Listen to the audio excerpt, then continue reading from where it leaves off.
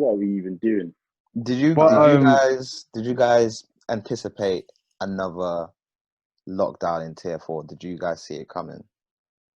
It doesn't make sense to me. It doesn't make any sense to me because it's like hold on, let me just go on online real quick. I'm on my phone, I'm recording on my phone, but let me just go online. It says here on the government website, so www.gov.uk guidance.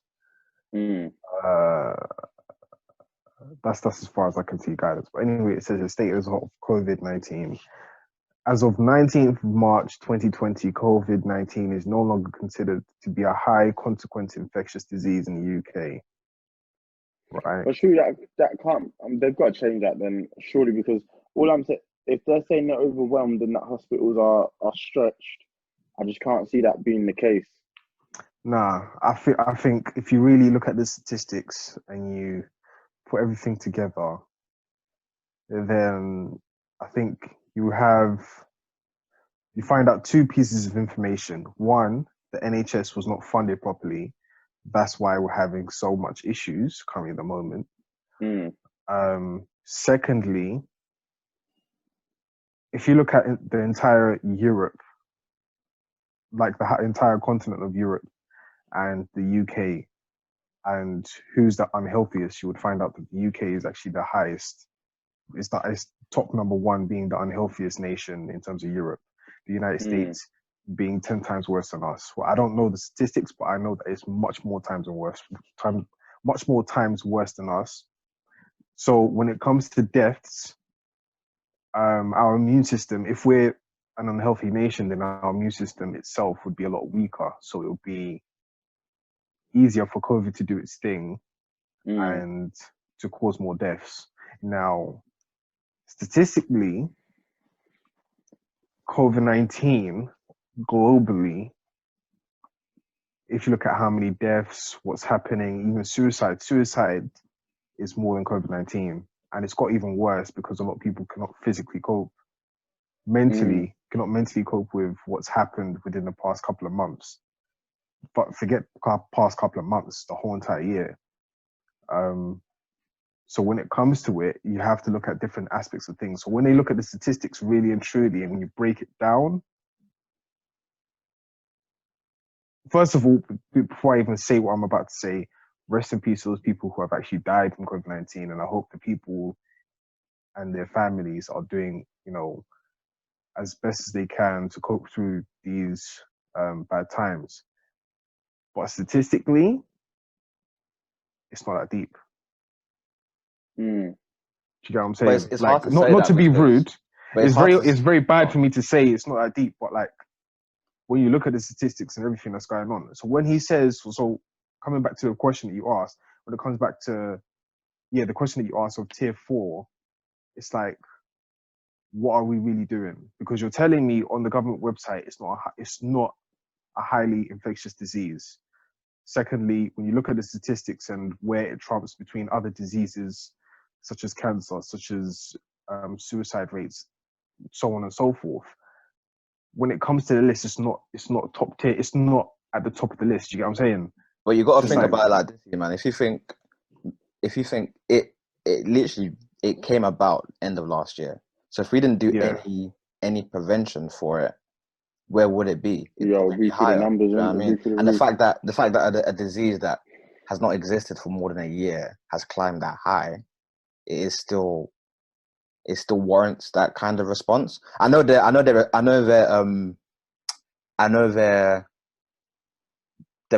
procedures and the things that they've done to put us where we are have been shit. I'm not even gonna. Yeah, it's been very shocking. Because if you compare it to what countries, New Zealand or Australia, that their prime minister was patterned, didn't it?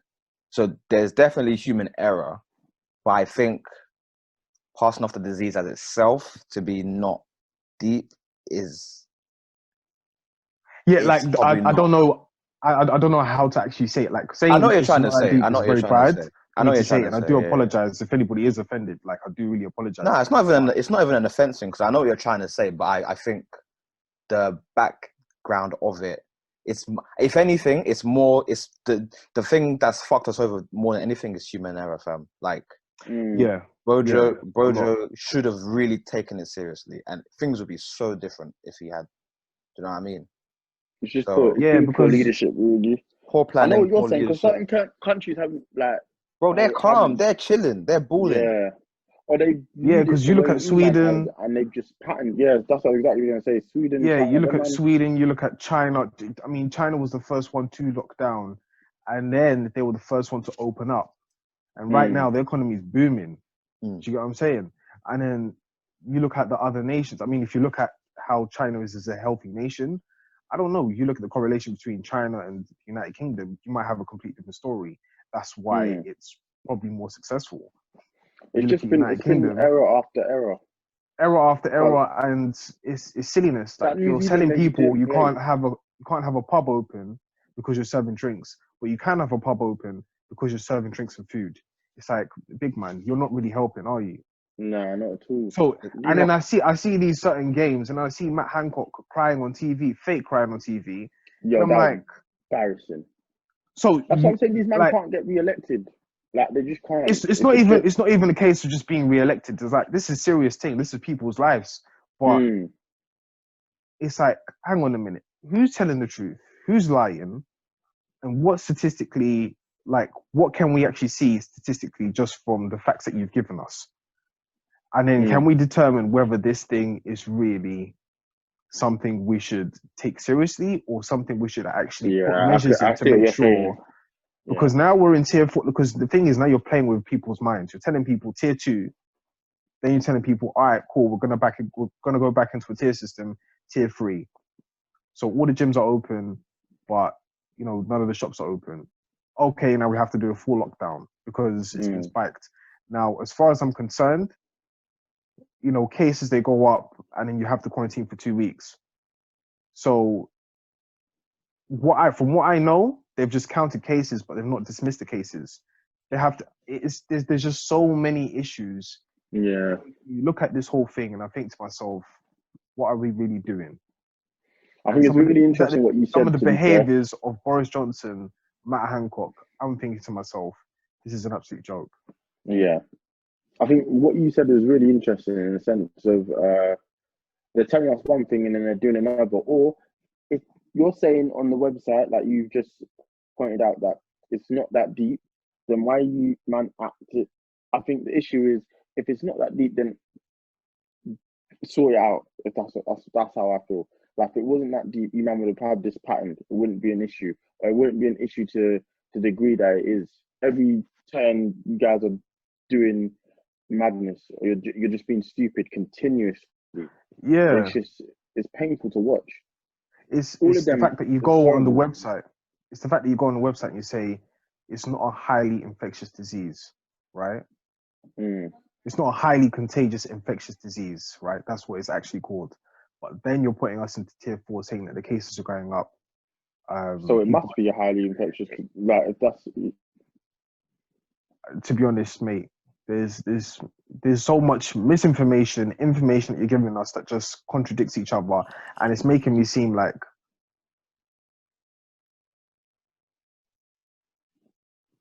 what are we really doing? Do you get what I'm saying? So then when I say that COVID-19, is it really that deep, right? Not in to be like a bad mind or a situation, but I'm just questioning like all the decisions that are being made, everything that's being done, and then now you're going to tell us to go into tier 4. You're going to now give us a new tier. You're telling us we're never going to go back into a lockdown such as this ever again, but now you're putting us back into a lockdown. Nah, more strict lockdown. He has to lock down in January. That will be catastrophic if he doesn't lock down in January. We're not gonna be out until April, until a spring, boy. That's what I'm seeing, boy. Yeah, but is this going to be a seasonal thing though? Is it going to be a situation where it's like every autumn to springtime we're in lockdown? Potentially, and then man. Summer, springtime we're always outside. Until they've got the vaccine now. I think they're just trying to. I think maybe the best thing they can do is lock down and just say, "Yo, we have to do it." Maybe again another 3 months is painful, and then they'll just dish out the vaccine until enough people have had it. Then we can all go outside and actually be free this time. None of this going back in, or none of these restrictions, and you can only meet up with 6 people at a time. Because what's the science even behind that? Like, it makes no sense. You're telling me I meet up with 6 people. It's ridiculous. The numbers don't make sense. And then to top that, these men are saying there's a new strain of it. I'm calling BS, man. And then also, like the world statistics, like there's 76 million cases currently at the moment, but there's 1.6 million people that are dead. And they're saying there's 46 million people that have recovered. This is live, like we're recording on the 20th of December, and I'm just reading this as from the 20th of December. So looking at that information, it's like, you're telling me out of everybody, so basically 76 million cases currently at the moment, so there's 30 million pending to find out if they are survivors or not survivors. 1 million people have died, 1.6 million people have died, but 46 million people have recovered. My next question is there a real need for a vaccine?